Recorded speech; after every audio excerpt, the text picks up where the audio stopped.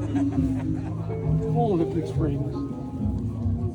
All buggies had full elliptic springs because the roads were so bad. So if you put full elliptic spring on a car like this, and in the 30s, everybody had gone